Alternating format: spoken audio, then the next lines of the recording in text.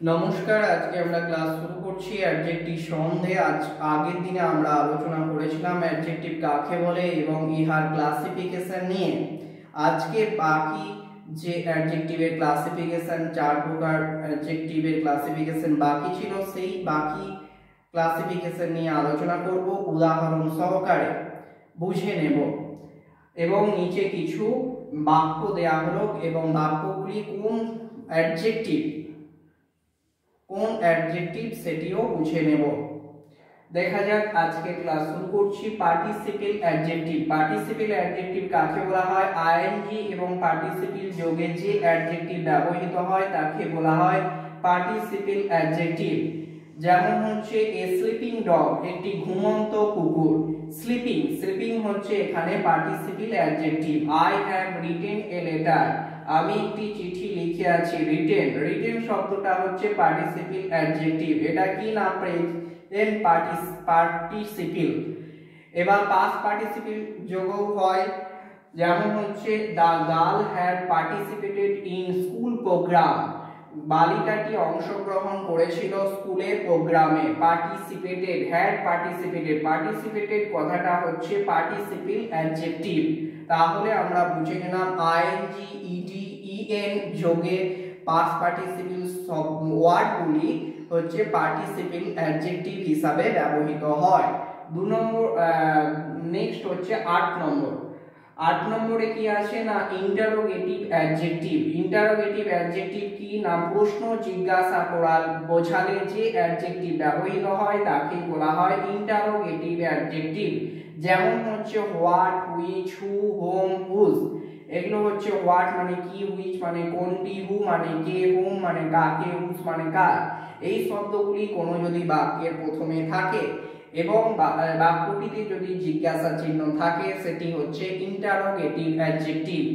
Interrogative অ্যাডজেক্টিভের Bangla হচ্ছে প্রশ্নবোধক বিশেষণ। এবারে হচ্ছে एग्जांपल একটা দেখে নেওয়া যাক। হুজ পেন ইজ দিস, এটি কার পেন? হুজ শব্দটা হচ্ছে interrogative adjective. Which is your car, কোনটি তোমার গাড়ি? হুইচ শব্দটা হচ্ছে ইন্টারোগেটিভ অ্যাডজেক্টিভ। তাহলে ডব্লিউএইচ ওয়ার্ড দিয়ে শুরু হলে এবং জিজ্ঞাসা চিহ্ন থাকলে কোনো বাক্যে সেটি হচ্ছে interrogative adjective. Who, which, who, whom, whose এই শব্দগুলি, এই ওয়ার্ডগুলি হচ্ছে বা শব্দগুলি হলো ইন্টারোগেটিভ অ্যাডজেক্টিভ।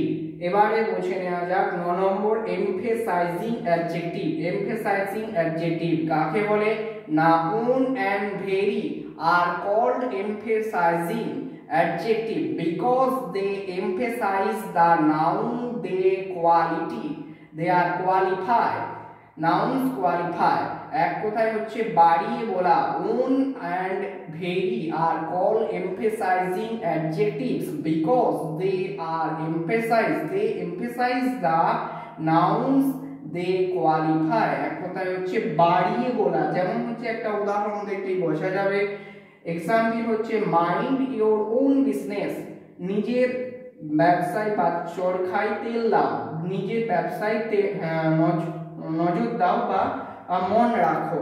এক কথায় হচ্ছে মাইন্ড ইওর ওন বিজনেস, নিজের ব্যবসায় মন রাখো। ওন শব্দটা হচ্ছে এমফেসাইজিং করছে, মানে কি এক ওর উপর জোর দিচ্ছে, এমফেসাইজ বাড়িয়ে বলছে।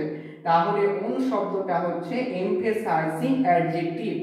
আই স ইট, আমি ইহা দেখেছি। উইথ মাই ওন আইজ মানে আমার নিজের চোখে। এখানে ওন শব্দটা হচ্ছে এমফেসাইজ করছে, তাই ইহা হলো এমফেসাইজিং অ্যাডজেক্টিভ। তাহলে বুঝে গেল যে শব্দটা দ্বারা এমফেসাইজ বুঝতে এক কথায় বাড়িয়ে বলা, মানে আমি এটা নিজের চোখেই দেখেছি, নিজের চোখে। ঠিক আছে, ওন মানে হচ্ছে সেটা হচ্ছে এমফেসাইজিং অ্যাডজেক্টিভ। এরপরে হচ্ছে 10 নম্বর এক্সক্লেমেটরি অ্যাডজেক্টিভ, যেটা হচ্ছে বিস্ময়সূচক বিশেষণ। Strong emotion for a noun, strong emotion মানে হচ্ছে ইমোশন আবেগ, শক্তিশালী আবেগ হচ্ছে নাউনের ক্ষেত্রে ব্যবহৃত হলে সেটা হচ্ছে এক্সক্লেমেটরি অ্যাডজেক্টিভ। এক্সাম্পল হচ্ছে হোয়াট অ্যান আইডিয়া, কি ধারণা, কি ধারণা, কি ধারণা। হোয়াট অ্যান আইডিয়া, আইডিয়ার পরে একটা বিস্ময়সূচক চিহ্ন আছে। হোয়াট জিনিয়াস, কি অসাধারণ। জিনিয়াস, জিনিয়াসের পরে বিস্ময়সূচক চিহ্ন আছে। What a piece of, what is man, and হচ্ছে ম্যানের পরে বিস্ময়সূচক চিহ্ন আছে। বিস্ময়সূচক চিহ্ন থাকলে এবং স্ট্রং আবেগ, শক্তিশালী আবেগ প্রকাশ পেলে তখন সেটা হচ্ছে এক্সক্লেমেটরি অ্যাডজেক্টিভ, বিস্ময়সূচক বিশেষণ। এবারে অ্যাডজেক্টিভের সমস্ত ভাগ সম্বন্ধে আমরা বুঝে নিলাম। এবার কয়েকটি বাক্য দেখব যেগুলো কোন প্রকার অ্যাডজেক্টিভ আমরা একটু জেনে নেব বা বুঝে নেব বাক্যের উদাহরণ সহকারে। দেখা যাক 1 নম্বরে কি আছে। Give me some food, give me some food, দয়া করে আমাকে দাও, আমাকে কিছু খাবার। সাম, সাম শব্দটা কোন অ্যাডজেক্টিভের মধ্যে পড়ছে? অ্যাডজেক্টিভ অফ কিছু, কিছু বলছে অর্থাৎ হচ্ছে একটা পরিমাণ বোঝাচ্ছে, সেটা হচ্ছে হবে অ্যাডজেক্টিভ অফ কোয়ান্টিটি, কোয়ান্টিটি।